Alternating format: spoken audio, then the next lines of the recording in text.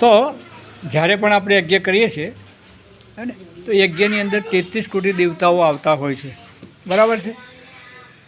દેવતાઓને જમાડવાનું માધ્યમ યજ્ઞ એ દેવમુખ કહેવામાં આવે છે ને. દેવતાઓને કોનાથી જમે છે? કારણ કે અગ્નિમુખ, અગ્નિથી જ દેવતાઓ જમતા હોય છે હે ને. તો આજે આપણે યજ્ઞ કરી રહ્યા છીએ, તો સમિધા 4 સમિધા આપણે અર્પણ કરવાની છે. તો 4 સમિધા કેમ? 5 આપીએ તો ના ચાલે, 6 આપીએ તો ના ચાલે, નહીં 4 જ કેમ આપે છે? તો 4 મહત્ત્વના ઉદ્દેશ છે આપણી સંસ્કૃતિના. પહેલો આપણો ઉદ્દેશ છે જન્મથી 25 વર્ષ શું થાય? બ્રહ્મચાર્ય હે ને. 25 પરિત્યા પછી ગૃહાશ્રમ, બરાબર છે ને. ગૃહાશ્રમના 25 વર્ષ, 25 પછી 50 51 પછી વાનપ્રસ્થ વાનપ્રસ્થ, અને 75 પછી સંન્યાસ. અત્યારે કોઈ પણ આશ્રમ છે જીવિત? છોકરાના છોકરા ભણી ગણીને વેલ સેટ થઈ ગયા તોય ઘર છૂટતું નથી, મોહ છૂટતો નથી હે ને. એવી માયાની અંદર આપણે બંધાઈ ગયા છે ને કે પુરુષોત્તમ માસની અંદર પણ ભગવાનને આપણે પ્રાર્થના કરીએ, ભગવાન અમારી અવસ્થા પ્રમાણે અમને જીવવાની પ્રેરણા આપજે હે ને. પુરુષોત્તમ ભગવાન મર્યાદા પુરુષોત્તમ છે હે ને.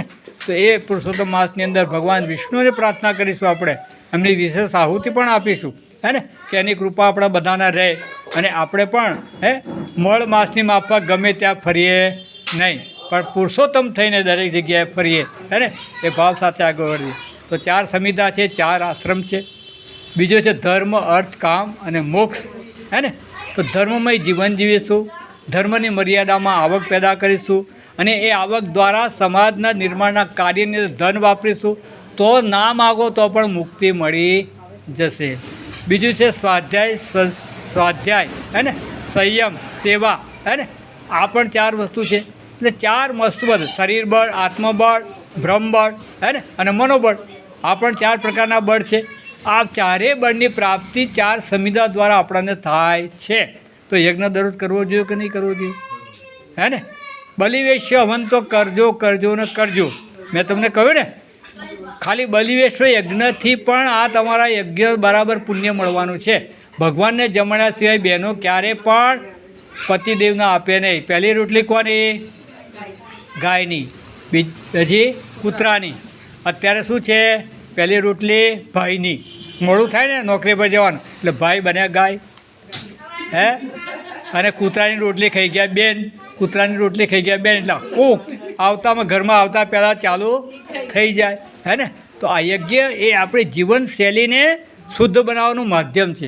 યજ્ઞ દ્વારા પરમ પૂજ્ય ગુરુદેવે આખો જીવનની અંદર જીવનને દેવતા કેવી રીતે બનાવવાનું હે ને, સાધનાથી સિદ્ધિ કેવી રીતે મેળવવાની એ પરમ પૂજ્ય ગુરુદેવે આપણા 1650 પૂજન દ્વારા પણ આપણે સમજ પાડી છે. આવો આજના યજ્ઞની અંદર મહાકાલને પ્રાર્થના કરીએ કે અમિતભાઈના ઘરે યજ્ઞ કરી રહ્યા છે, તો એમની મનોકામના પૂર્ણ કરે. ગુરુદેવની સુખ શક્તિ એમને બધાને ઉજ્જવલ ભવિષ્ય તરફ આગળ વધારે એ ભાવના સાથે સમિધાદાનમ્મા